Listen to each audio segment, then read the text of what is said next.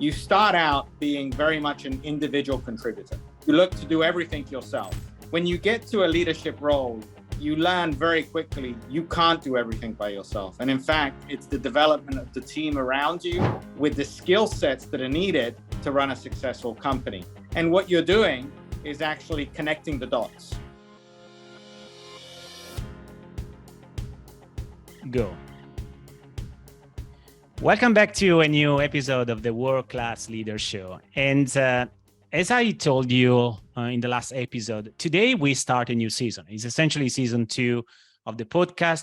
And we have a very specific focus for season 2 is actually talking to brilliant and successful CEOs. And you know, what is the best that we can do today is actually interviewing one of the most well-known, at least, CEO in the energy industry, and is Lorenzo Simonelli. Lorenzo, welcome to the show.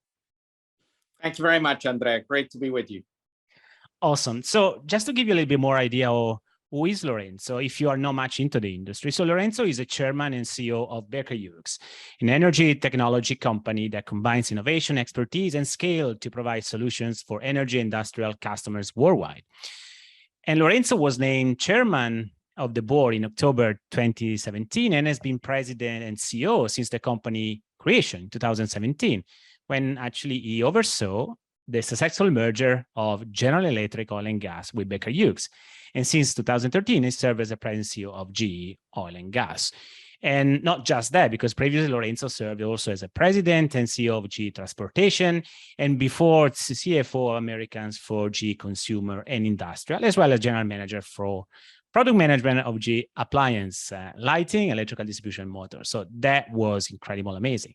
So Lorenzo started essentially in GE through a financial management program in 1994. And now he currently serves as well on the board of many companies. He's originally, like me, from Italy, from Tuscany. He's graduated from business economics in Cardiff University in South Wales. And now at the moment, he resides in Houston. Although I think, Lorenzo, you are in Italy today. Is that correct?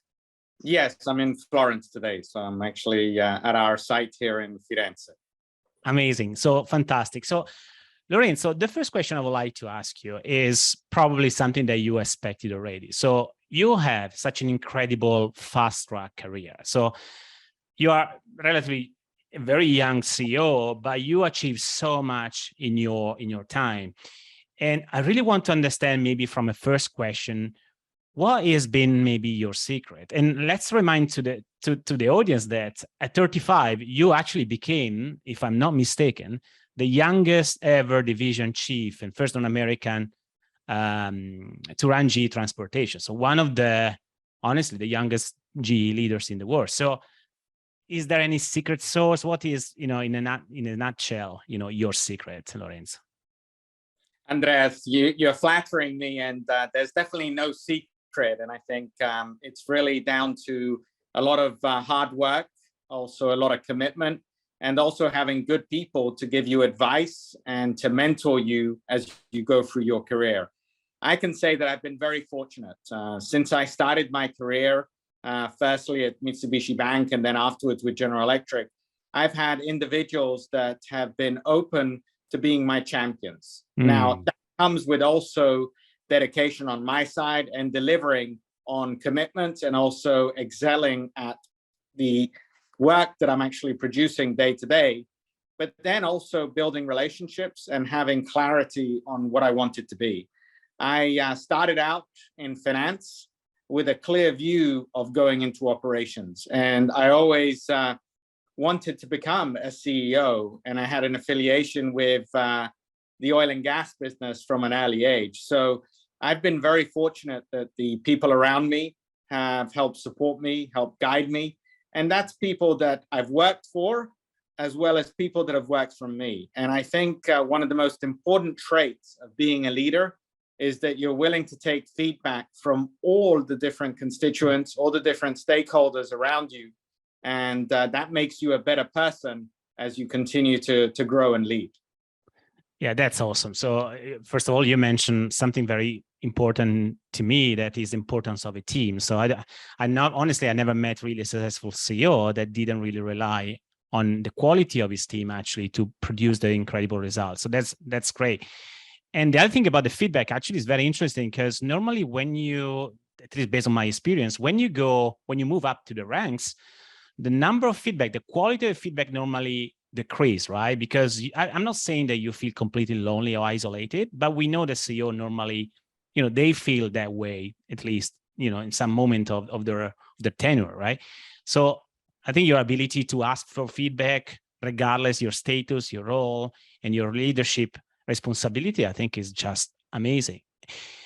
You mentioned something interesting, and that's actually I was going to ask you too. So you have essentially finance and economics background, but you said earlier that you wanted since the early days to move into operations, and you were attracted by the energy or the oil and gas industry.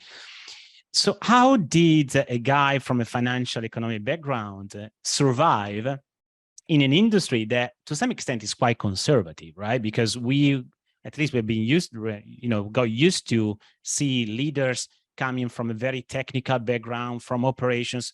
So do you think that was actually an added value, not being necessarily a technical guy, or actually, it brought some potential challenges along the way? So, Andrea, I think it's important to always rely on your key attributes and your strengths. And if you go back to my career progression, I learned very early on that I could use finance as a foundation and the ability to understand numbers, but then have to create a team around me that would help me on the commercial side, help me on the technology side.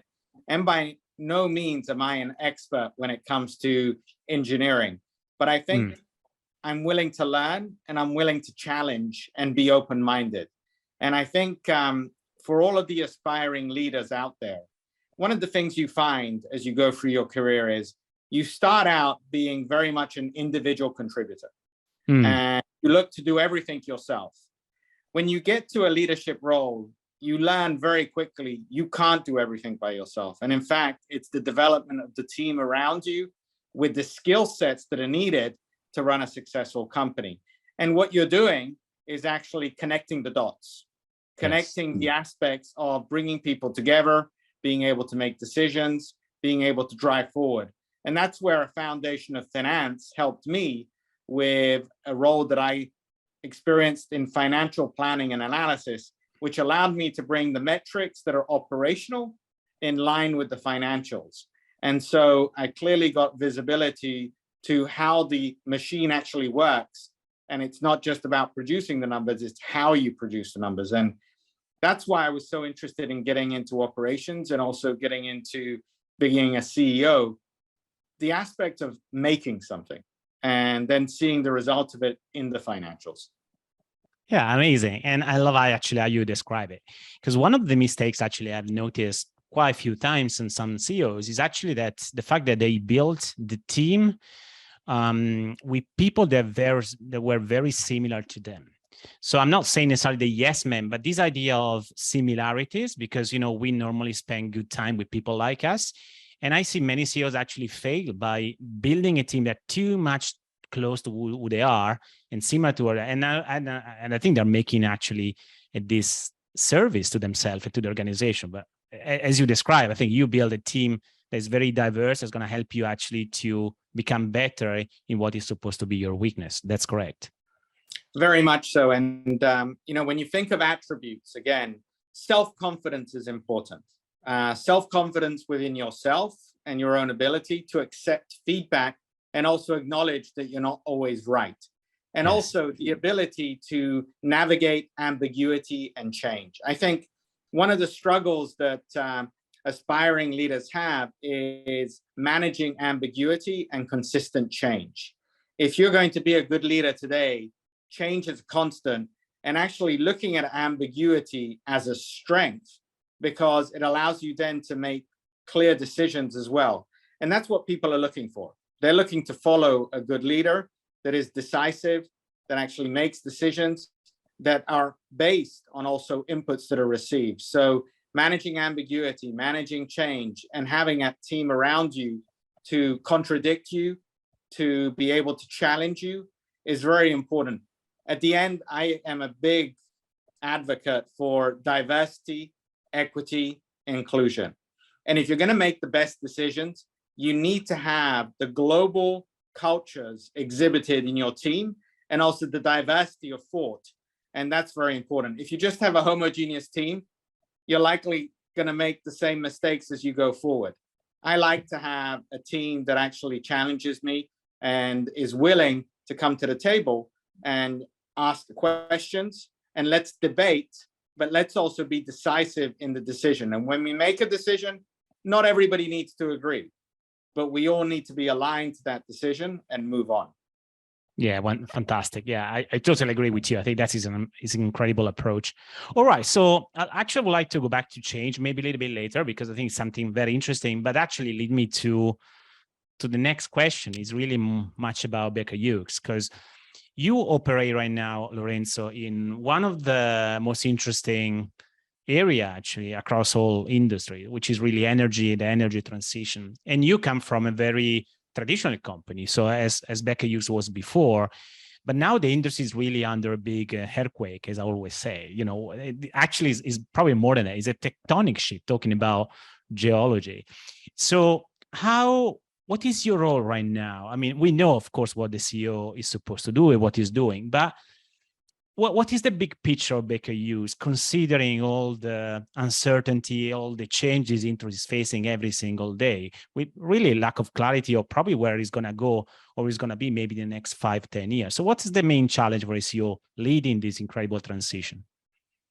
Andrea, it's a great time to be in energy. And as I look at my experience in energy, I look at the future decade as really being one of the most exciting, because there is a fundamental tectonic shift and transformation that is occurring within the energy landscape. Mm-hmm. And when you think about the progress that's been made in the last 130 years of economic growth, it's thanks to energy. It's thanks to the abundance of energy and the ability to take energy and be able to manufacture, be able to take people from poverty into the middle class.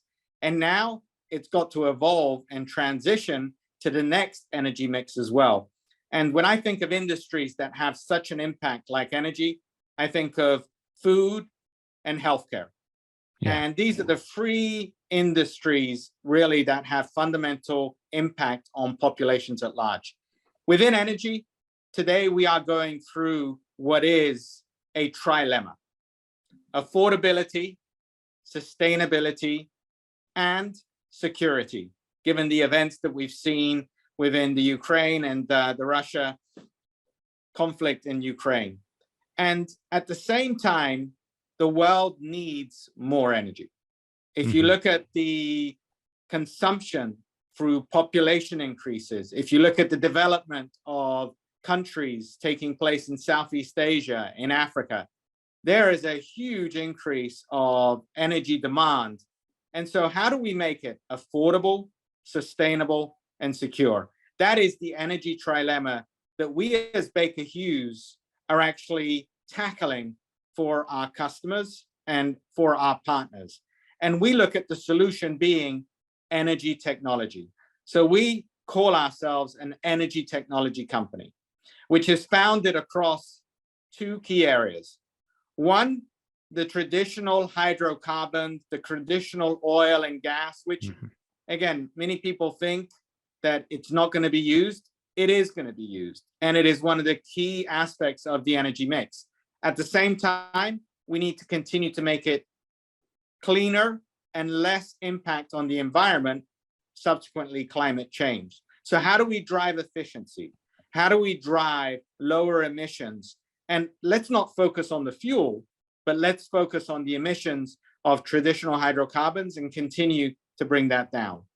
At the same time, there is no doubt that there is a need to continue to expand the energy mix. And that means looking at new ways in which we can help the energy transition and the net zero goals that our customers and partners have. That means continued development of natural gas, continued views on growth in LNG, the usage of carbon capture, utilization, and storage, the hydrogen economy becoming a reality, as well as then other forms of energy mix and storage for clean integrated power solutions. So there's never been such an exciting time to be in the energy sector. And Baker Hughes has positioned itself as an energy technology company to help our partners, customers in their journey towards net zero. And I feel that passion and momentum that actually industry is facing. I was like you, actually, we didn't meet there, but in Gastech a few weeks ago, I was speaking there. And for the first time, believe me, I don't know what that was your feeling too. I felt this such a big emotion of being there. It's like something happened. So that, maybe a new kind of a chemistry between players. So I see, energy leaders, they really want to be part of this transition. They want to be part of this incredible change. But as you say, I think they're all feeling this such a huge sense of responsibility because, there are such a big targets and we need to contribute all together. So, Lorenzo, I would like to understand a bit more about, and of course you can share what you can share, but how you are essentially adapting the organization, the company to all this, as you also mentioned, tectonic shift that we are facing. In other words, there is some specific business model that works. There is something different that you think organizations, they need to make in order to make it more successful? Because, we're talking about, I'm not saying a different industry, but really a different type of industry. So what is your take in terms of maybe lessons to share other leaders now they don't know what to do really in the organization? The first lesson is standing still is not an option, and change is a constant. And as you see the world around you evolve, you have to evolve as well. We used to be 4 product companies. We are now 2 reporting segments. We used to view ourselves as oilfield services. We're now an energy technology company that is focused on our own net zero pledge that we launched in 2019 to reduce our emissions by 50% by 2030 and be net zero by 2050. And also, we need to look at ways in which it's simplified the communication across the organization. Complexity, bureaucracy is hard on an organization. So it starts with clarity of strategy. And when we think about the strategy and the purpose statement we have at Baker Hughes, it's really to provide sustainable, affordable, clean energy to the world and the people.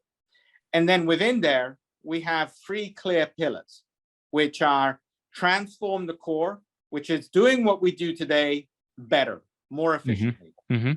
Invest for growth, which is areas where we're already present today, but are growing at an accelerated pace, such as natural gas, LNG, the application of digital tools. And finally, new frontiers. What will be the solutions for tomorrow? What will be the solutions in the next 2, 5, 10 years? And that's where we're deploying capital to invest in hydrogen, to invest in CCUS, carbon capture, utilization, and storage, as well as other elements of the energy mix. The thing that is very important is you can have the best strategy. And we have a very clear strategy that is simple, easy to communicate.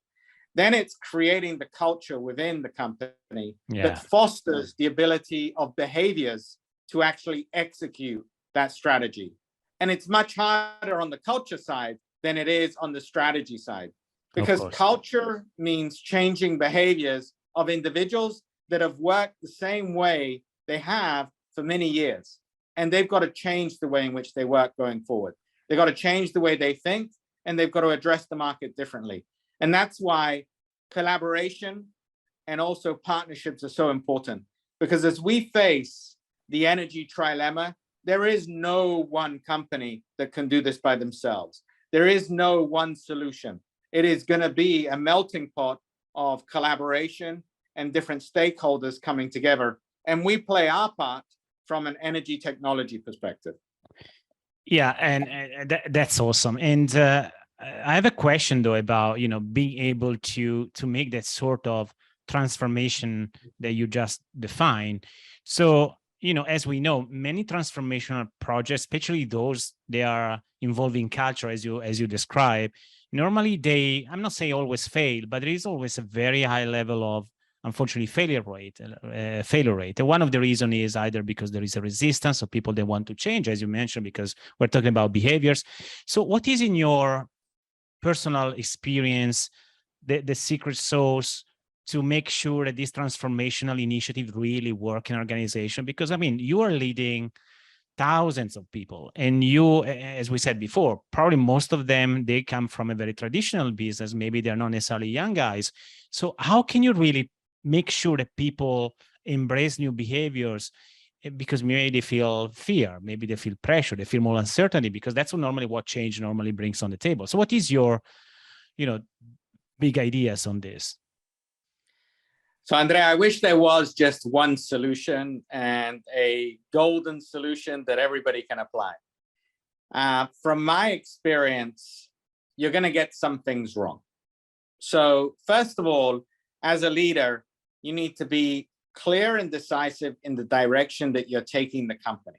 And also acknowledge that 100% isn't going to work out okay.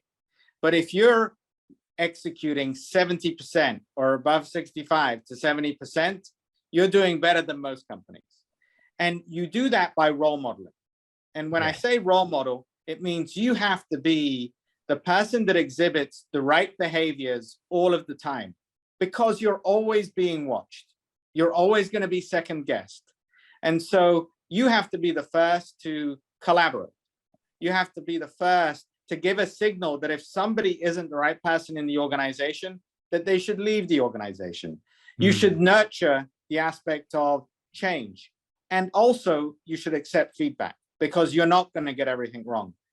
But you have to start to mobilize the organization. And that is the key element that is important at the beginning, is how do you mobilize change agents? How do you become a role model yourself? And it builds upon itself. Small successes lead to bigger successes. And don't have an aspirational strategy that everything will be done overnight. Take it in phases. We embarked on this in 2019. We knew that it would take 5 to 7 years to fully accomplish. And people in 2019 were probably thinking, we're not really moving. It takes some time, but you've got to be steadfast with the change, modeling the right behaviors, and also constantly anticipating and pivoting when you need to. I did not anticipate the pandemic. Yes. Whoever did, congratulations. But it required us to pivot. It required us to change the way in which we work.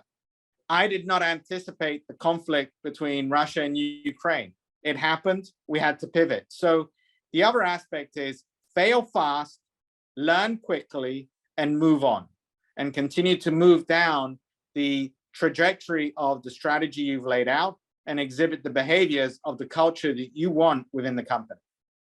Yeah, that's wonderful. I think we are so much aligned, because I agree with you 100% to the point, honestly, that when you said, a CEO is a role model, actually is really the message there. So I always say to clients and people is whatever action that you take as a CEO has been judged, first of all, observed, then judged, sometimes actually duplicated. So every single move actually normally has a 10-time impact on people. And we don't think about this as a leader, right? We think that, an email sent at a time, it won't really have such a big impact as, unfortunately or fortunately, sometimes actually have on people.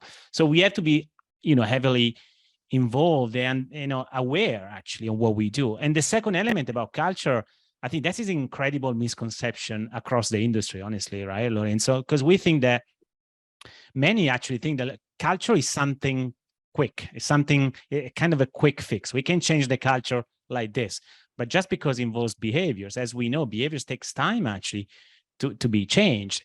But unfortunately, many leaders, that's my personal experience, they actually don't want to change culture because they are concerned it might take so long and they won't see any results maybe during their tenures, which I think is a big mistake, because at the end of the day, I don't know what you think, but for me, the one thing that every CEO has to think about is his legacy, right? So leaving something, as I always say, you have to leave something better than what you had when you actually arrive in their position, right? Definitely. And look, that's the responsibility of being a CEO. I look at the heritage, the history, and the fact that I have the opportunity to lead a company that is 130 years old. Yeah. We have close to 54,000 employees in 120 countries. We have a cluster of families and communities that we're in. My responsibility is to make sure that we're here in 10 years, in 20 years. And so it's very important to be self-aware, be able to change and pivot, and also model the right behaviors.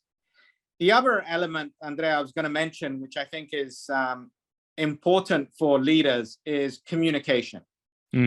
And today, the attention span of employees, of individuals, is very short because you have so many different pieces of news, emails, Twitter, LinkedIn, Facebook, you name it, WhatsApp.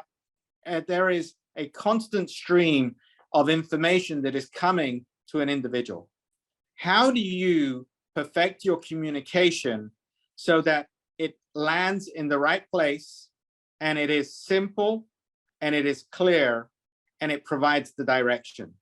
That is very important. And I think it's become a lot more complex today than it was previously.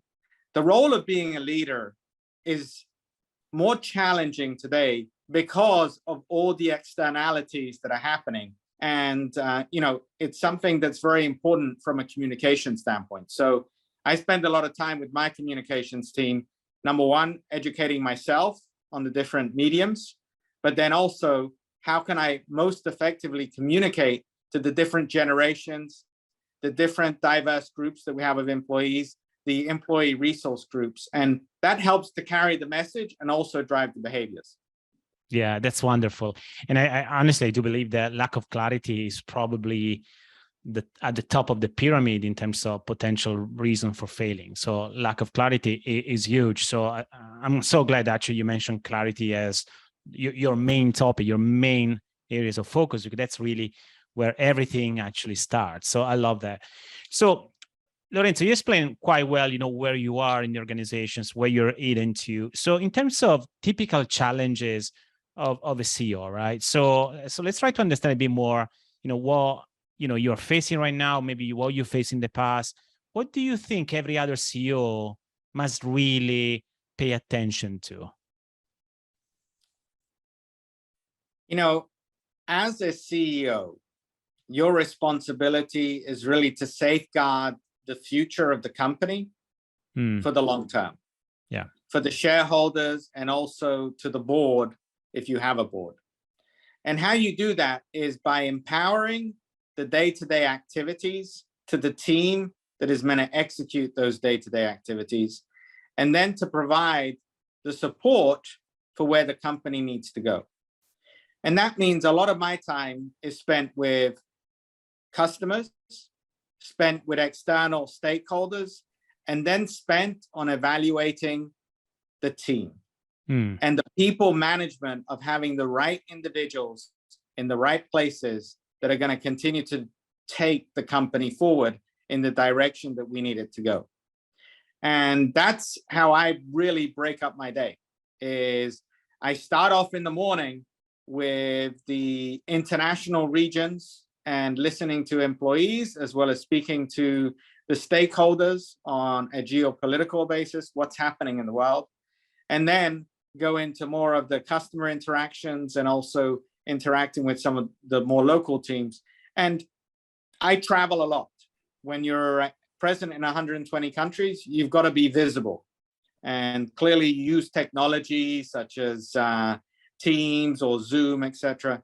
But there is no replacing for physically being at locations and being able to see the team on the ground as they're executing. And it means a lot to them. So, I think the role of the CEO is really to set direction, be the cheerleader, anticipate changes, and then also make the right choices on people. I love that. And what's actually normally frustrates you most as a CEO, if you can share? I think if you were to ask that question, every CEO may give you a different answer. It depends what your strengths are and where your developments are as well as a CEO. And if a CEO tells you that they don't have development areas, they're probably fooling themselves. I think the toughest element is continuously, evaluating people and making sure that you're treating everybody with humility, with respect, with decency, but you're doing the right thing for the company as well. And, when you're running a large organization, it really all comes down to people. Yeah. Yeah, totally. And the quality, as I always say, the quality of the team is going to really make a huge difference on the quality then of your outcome, essentially. Correct.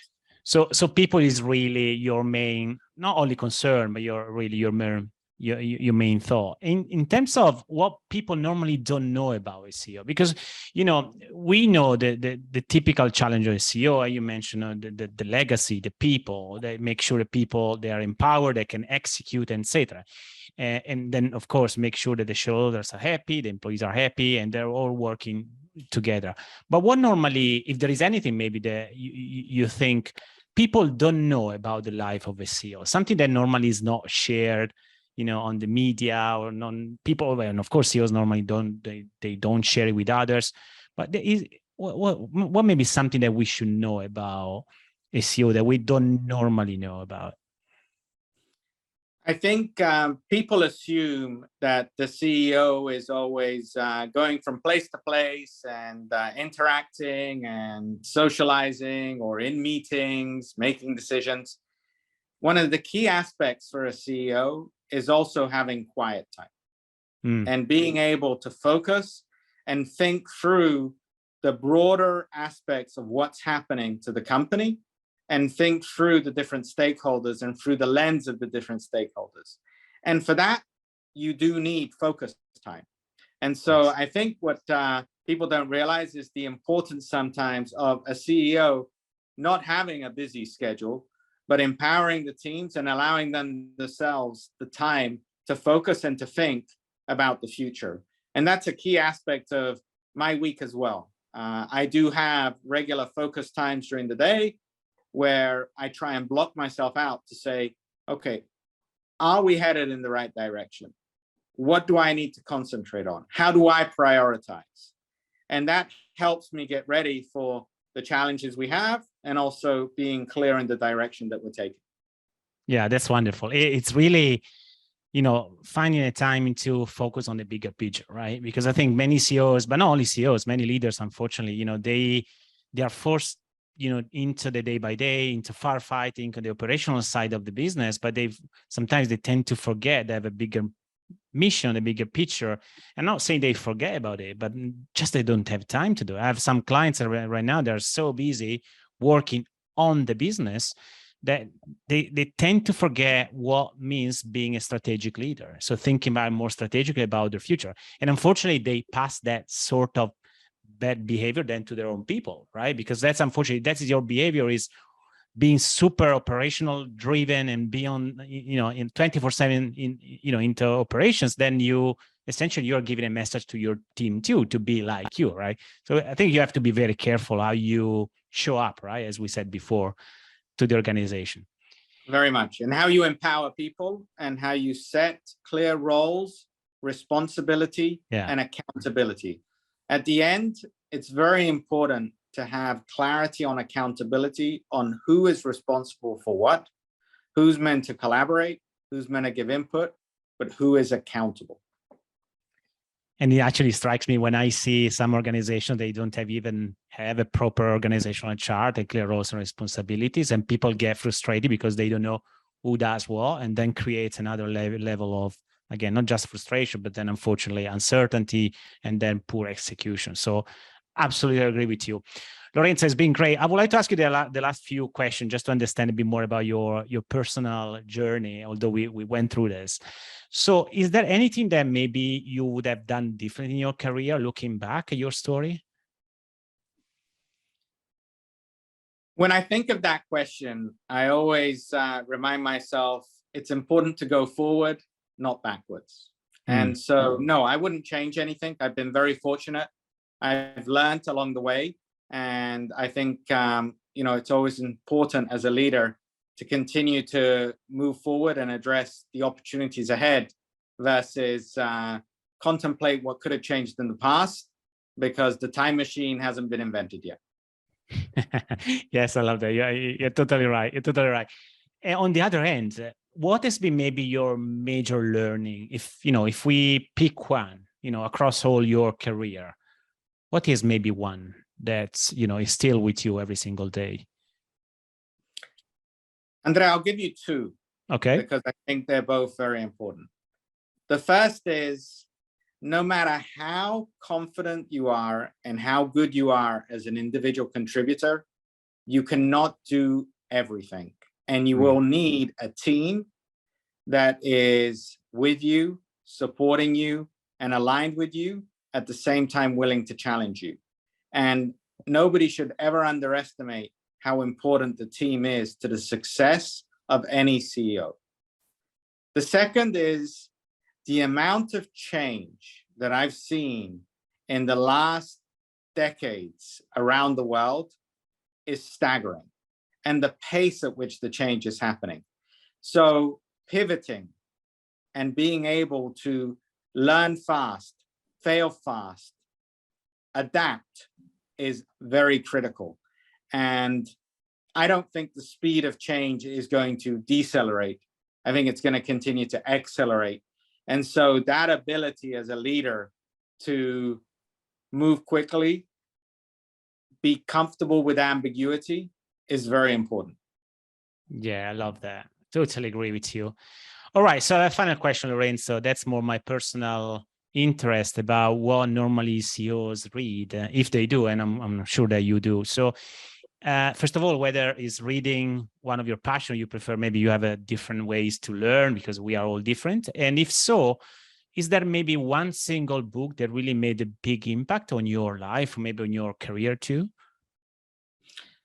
So I spend a lot of time reading periodicals and also reading papers and staying very much up to date. And I think I'm an avid fan of using the apps that are out there that give you new searches. When I think of a book, I go to really what led me to appreciating better the energy industry and also the importance of energy. And it's a book by Dan Jurgen, The Prize, which really gives a sense of how important and influential the energy ecosystem is. And at a time like today, when we're challenged by the trilemma, it's always a good book to reference, and was a huge learning experience. Yeah, that's a wonderful book, by the way. So great suggestion. Lorenzo, thank you so much. It's been an incredible conversation. I think I really love every single piece of our chat. I think you share some incredible insights, and I love them, all of them, because first of all, they're very practical and they're also based on your personal experience. And so thank you so much for sharing these insights with me. Thank you. And so where people should go if they want to know a little bit more about you, but also about Baker Hughes? So you can visit our website, www.bakerhughes.com. And also we are cleanly interested in recruiting as well. So any aspiring leaders that are looking for a new opportunity to be in the most exciting industry that I think is out there, and the way the energy transition is going to transform the world going forward. And as regards to myself, please feel free to reach out on LinkedIn. I am ever present there. And if you're coming to one of the energy conferences, I'm sure we'll be able to meet up. Yeah, and guys, please follow Lorenzo because he shares so great things on LinkedIn. So very inspiring, but also he's engaging with comments. So he's there. So he's one of the few, honestly, CEOs, not just because you are with me, Lorenzo, but I tell you the truth. One of the few CEOs that are not just posting good stuff, but also sharing and commenting and engage with people, and not just sharing, the good things happening at the organization. So Lorenzo, thank you so much. It's been an amazing conversation. Andrea, thank you very much.